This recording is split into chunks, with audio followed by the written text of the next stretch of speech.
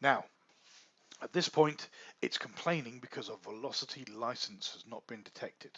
So that's the next thing we need to do. We need to use that license file to license the management console. So we'll do that next.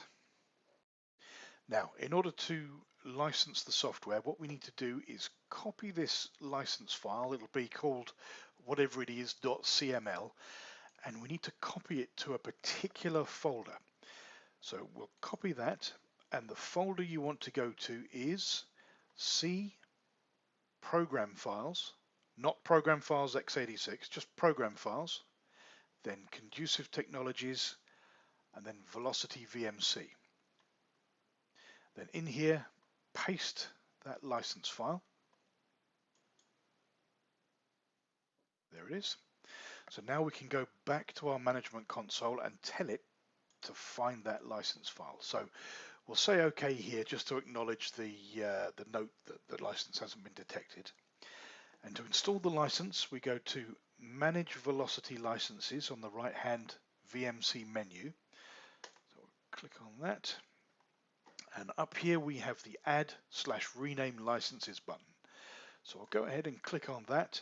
And because that license file is in the right folder, it's detected it here at the bottom, and we can click the Add License link.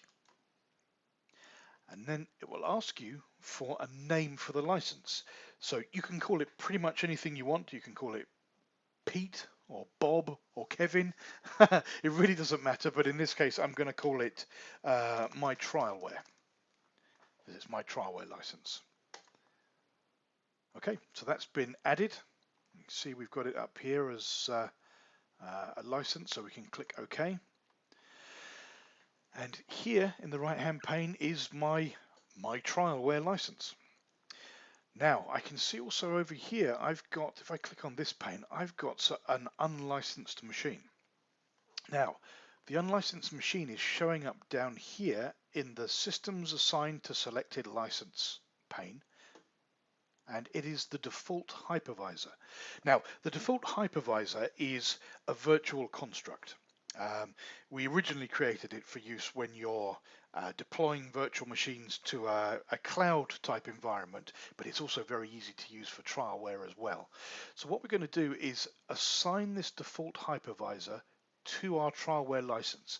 And the way to do that is to put a tick in the checkbox next to it to select it.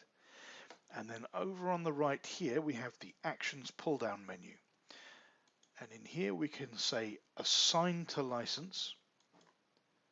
And then we can choose our trialware license as the license to assign it to, and click OK. So now we don't have anything unlicensed, and if I click on my trialware license, I can see that the default hypervisor is now assigned to this trialware license.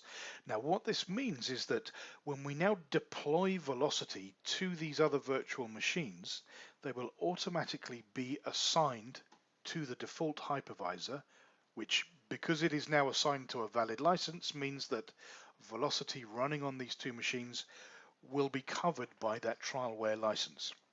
And basically it means that Velocity will run for 30 days fully featured on those two VMs, obviously once I've deployed the software.